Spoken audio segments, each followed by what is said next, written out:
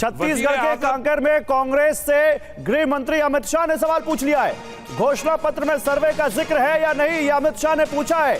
कांग्रेस देश के सामने सच बताए, ये अमित शाह ने पूछा है। वो कह रहे हैं कि सर्वे का जिक्र किया गया कि नहीं। सुनिए क्या कहा उन्होंने। मैं आज आपको कहने आया हूं, अभी अभी कांग्रेस पार्टी को मिर्ची लगी है। मोदी जी ने उनके घोषणा पत्र में से सबकी संपत्ति का सर्वे करने का कहा है। मोदी जी ने कल कहा क्यों करना है इस सर्वे को। कांग्रेस पार्टी पूरी नरेंद्र मोदी पर सवाल उठा रही है। मैं आज कांग्रेस पार्टी को पूछना चाहता हूं, आपके घोषणा पत्र में सर्वे की बात है या नहीं है। राहुल बाबा देश के नाम में स्पष्ट करे। और मनमोहन सिंह, आपके प्रधानमंत्री ने कहा था संसाधन पर पहला अधिकार माइनॉरिटी का है। आदि अब बताइए विनोद सिंह, मैनिफेस्टो में सर्वे का जिक्र है या नहीं है, बताइए। मैं आ रहा हूं के शर्मा, एक मिनट। देखिए मेरी बात पूरी नहीं हुई थी। रहमानी साहब मुझे एक मिनट दीजिए, एक रिएक्शन लूं, फिर अभी आपके पास फिर आता हूं, अपनी बात पूरी कर लीजिएगा। पहले विनोद सिंह। देखिए प्रधानमंत्री जी और भारतीय जनता पार्टी ये जनमानस के मूड को भांप के चुनाव में हार देख रही है। इस वजह से ध्रुवीकरण की असफल कोशिश करने का प्रयास कर रही है जनता। लेकिन बहुत जागरूक है, हमारी सम्मानित जनता बड़ी सुधी है, सक्रिय है, जागरूक है, वेल इन्फॉर्म्ड है, तो उसको ये मिसलीड नहीं कर सकते। चलिए ठीक है, ओके के शर्मा जवाब दीजिए। ओके के शर्मा, दोनों जगह से मालूम है, दोनों जगह से कॉमन रिएक्शन क्या है। एक मिनट विनोद सिंह, एक मिनट। दोनों जगह से कॉमन रिएक्शन क्या है। तस्लीम रहमानी साहब भी कह रहे हैं और विनोद सिंह भी कह रहे हैं कि ऐसा लगता है कि फर्स्ट फेज में आपके लिए कुछ यहां पर चुनौतीपूर्ण फीडबैक है। फर्स्ट फेज में आपको लग रहा है कि कहीं कुछ गड़बड़ हो गया है, इसलिए चुनाव में ध्रुवीकरण करने की कोशिश कर रहे हैं आप। देखिए गौरव जी, मुझे तो हंसी आती है। अभी परिणाम आएंगे 4 जून को, लेकिन मैं आज करोड़ों भारतीय जनता पार्टी के कार्यकर्ताओं को बधाई देना चाहता हूं। हमारा कमल तो आज ही खिल गया। 2024 के लोकसभा का पहला सीट, पहला परिणाम भारतीय जनता पार्टी के पक्ष में आया। अरे उस पर भी सवाल उठ गया है। राहुल गांधी ने बोल दिया है, राहुल गांधी बोल रहे हैं तो बोलेंगे असली सूरत एक बार फिर देश के सामने है। सूरत की बात कर रहे हैं ना आप। उन्होंने बोल दिया तानाशाह की असली सूरत एक बार फिर देश के सामने। गौरव जी आप एक मिनट, के शर्मा बोल रहे हैं। आप सुनिए एक मिनट, मेरी बात पूरी सुन लीजिए, इसके बाद आप बोलिए।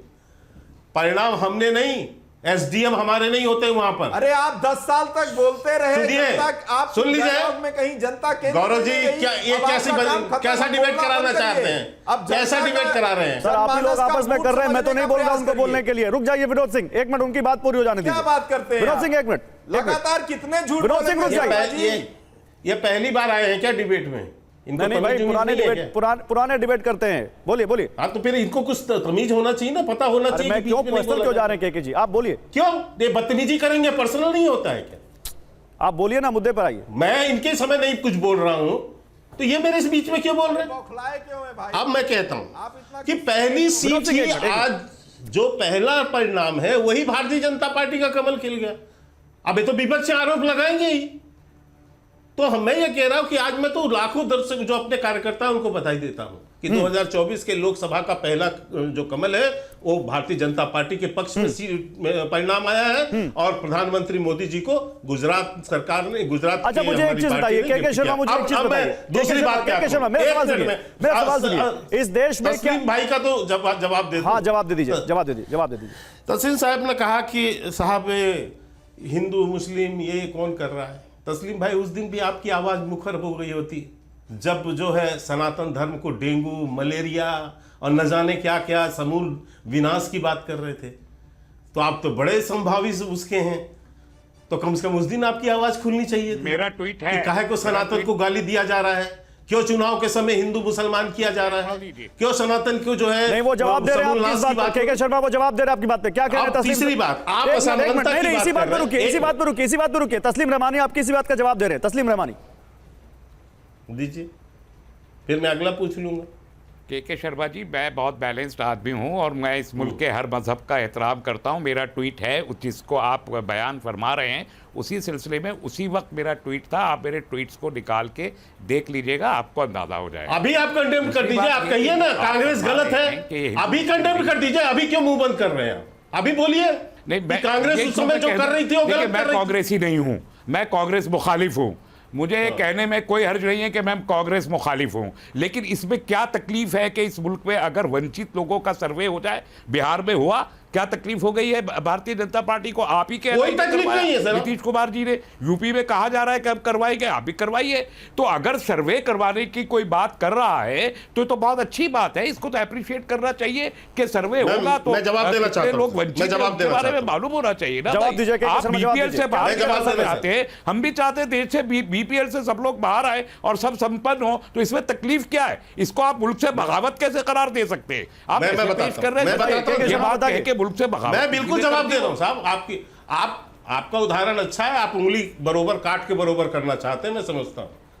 ये आपने जो अभी उदाहरण दिया कि उंगली काट के, मैं समझता हूं, लेकिन हमने कब नहीं, आप देखिए आप तोड़िए बात। आप अगर नहीं समझते इक्वल और इक्वालिटी में फर्क नहीं समझते, तो आपको इशारे से समझाया जाएगा ना। हाँ, तो इशारे से समझा रहे हैं आपकी। हाँ, सारी फैलाना चाहते हैं तो आपकी तो यही फ्रस्ट्रेशन जाहिर होता है। आप अगर इक्वालिटी एंड इक्विटी का फर्क नहीं समझ पा रहे, या वजीर आजम महोदय नहीं समझ पा रहे कि इक्वल और गौरव जी, मुझे मेरे समय पर क्यों बुलवा रहे हो आप? ऐसे तो कैसे चलेगा भैया? अरे आपने उन पर सवाल उठाया, उन पर जवाब आया, फिर वो बोल रहे हैं, फिर आप बोल रहे हैं। नहीं तो मुझे तो मेरी बात करने दीजिए ना। तो एंकर अपने हिसाब से डिबेट कराएगा, आपस में करेंगे तो वही होगा। तस्लीम रहमानी साहब एक मिनट, तस्लीम रहमानी साहब एक मिनट, के शर्मा आपकी बात का जवाब देना चाहते हैं, सुनिए। रहमानी साहब सुनिए, आपने अपनी बात रख दी, अब let him reply, let him reply. के शर्मा जल्दी से 30 सेकंड। मैंने पुनः कहा, हम जनगणना, जातिगत जनगणना के संदर्भ में पहले ही भी अपनी राय रख चुके हैं और हमें जनगणना से कोई अंतर नहीं है। नहीं, जनगणना की बात नहीं है। सुनिए, लेकिन इकोनॉमिक सर्वे से आपको क्या दिक्कत है? इसलिए कि आप किसी के आर्थिक पक्ष को कैसे जाने, क्यों किसी के घर की आर्थिक। नहीं तो क्या सोशल इकोनॉमिक सर्वे देश में पहली बार हो रहा है? के शर्मा नो, आर्थिक सर्वेक्षण के जो आधार है, एक मिनट सुनिए, रहमानी साहब बोलने दीजिए, रहमानी साहब लेट हिम रिप्लाई ना। ये सोशो इकोनॉमिक सर्वेक्षण नहीं है, ये सोशो इकोनॉमिक सर्वेक्षण की बात नहीं कर रहे हैं। क्या कर रहे हैं वो? आप ये इनकी लाइन पढ़िए ना। क्या लाइन है? कि राष्ट्रव्यापी जाति जनगणना के अलावा वेल्थ सर्वे, ये वेल्थ सर्वे क्यों करेंगे आप भाई? किसी के घर में कितना सोना, एक मिनट, कौन से मैनिफेस्टो में कहां लिखा हुआ है सर्वे? इसमें क्या नहीं है साहब? नहीं, मैनिफेस्टो में किस नंबर पे वेल्थ सर्वे की क्या बात है? तेलंगाना में राहुल गांधी क्यों बोल रहे हैं? एक मिनट रुकिए, मैनिफेस्टो में किस नंबर पेज पे वेल्थ सर्वे लिखा हुआ है? नहीं, इसमें क्यों कह रहे हैं कि तेलंगाना में भाषण दिया है ना? नहीं, मैनिफेस्टो में कहां लिखा हुआ है सरकार? मैनिफेस्टो में कहां लिखा हुआ है कि वेल्थ सर्वे? अरे भाई, तो राहुल गांधी की बोलती का कोई, राहुल गांधी की बोली का कोई समझ वो नहीं है, वैल्यू नहीं है। राहुल गांधी ऐसे रोड छाप है क्या? नहीं, राहुल गांधी रोड छाप है, कुछ भी बोल जाएंगे। वेल्थ इवैल्यूएशन नहीं करता। क्या ये गैर कानूनी है? आप सुनिए, क्या ये गैर कानूनी है? भाई मुझे बात तो करने दीजिए। नहीं, के शर्मा को बोलने दीजिए। तस्लीम रहमानी बोलने दीजिए। तस्लीम रहमानी रुकिए, अभी बोलिएगा। के शर्मा, अच्छा अपनी बात पूरी कर लीजिए, फिर अभी तस्लीम रहमानी के पास जाऊंगा। विनोद सिंह एक मिनट। के शर्मा आपकी बात अब कोई नहीं टोकेगा, बोल लीजिए जितना बोलना है 30 सेकंड में। मैं बिल्कुल बोलता हूं सर, मैं ये कह रहा हूं, पहले भी सर्वे होते रहे हैं, उसमें भी आधार पूछे गए हैं कि आप 5 लाख से 10 लाख की क्राइटेरिया के बीच आते हैं क्या, आप इसके बीच आते हैं क्या, ये पूछा जाता है। ये थोड़ा ना होता है कि आपके घर में कितना सोना है, कितना चांदी है, कितना आपके पास संपत्ति है, कितने घर है, कितने मकान है, कितने गाड़ियां हैं आपके पास। नहीं तो ये डिटेलिंग कहां से आ रही है आपके पास? घर की संपत्ति क्यों ले लेंगे? ये डिटेलिंग कहां से आ रही है आपके पास? क्यों नहीं है? ये जब कहा जा रहा है, इनके भी नेता कह रहे हैं ना, हम कह रहे हैं क्या सब बात को? अच्छा ठीक है, एक मिनट। तो मैं ये कह रहा हूं कि आपकी नीयत क्या है? आपकी नीयत क्या है? सुनिए, क्योंकि आप फिर कहते हो कि हम समानता देखिए मेरे हाथ में क्या है। के शर्मा देखिए मेरे हाथ में क्या है। Ministry of statistics and programme implementation ये बता रहा है कि सोशियो इकोनॉमिक सर्वे क्या होता है। सोशियो इकोनॉमिक सर्वे में वो साफ साफ कह रहे हैं कि देश की सामाजिक और आर्थिक जो इस वक्त जरूरतें हैं उनको कैसे पूरा किया जाए, इसके लिए यह सर्वेक्षण किया जाएगा। और 2019 में आप ही की सरकार थी ना सर, जब इस देश में all India debt and investment survey हुआ, जब इस देश में report on employment and unemployment हुआ, ये सब सोशियो इकोनॉमिक सर्वे हैं। देखिए, साल में एक बार या कभी कभी 6 महीने पर भी एनएसएसओ सर्वे करवाता है, ये सोशल इकोनॉमिक सर्वे ही तो होता है। 1950-51 से लगातार देश में सामाजिक और आर्थिक सर्वेक्षण किया जा रहा है सर, आज पहली बार नहीं हो रहा है। और इसके अलावा दिखाइए जरा यहाँ पे, ministry of statistics and programme implementation योजना और नीति निर्माण के लिए डेटा इकट्ठा करता है, नेशनल सैंपल सर्वे ऑफिस सामाजिक आर्थिक सर्वेक्षण कराता है। के शर्मा साहब, तो ये तो इस सोशियो इकोनॉमिक सर्वे का ये आपका सरलीकरण हो सकता है, आपका यहां पर इसको लेकर अपना इंटरप्रिटेशन हो सकता है कि भाई ये सोना चांदी और मंगलसूत्र भी लेकर आएंगे। वो तो सोशियो इकोनॉमिक सर्वे तो हम 1950 से हो रहा है देश में। नहीं, एक मिनट सुनिए ना सर, आप बिल्कुल सही गौरव जी पूरा कुछ सुना रहे हैं, मैं भी समझ रहा हूं। कांग्रेस स्पष्ट करे इस बात को,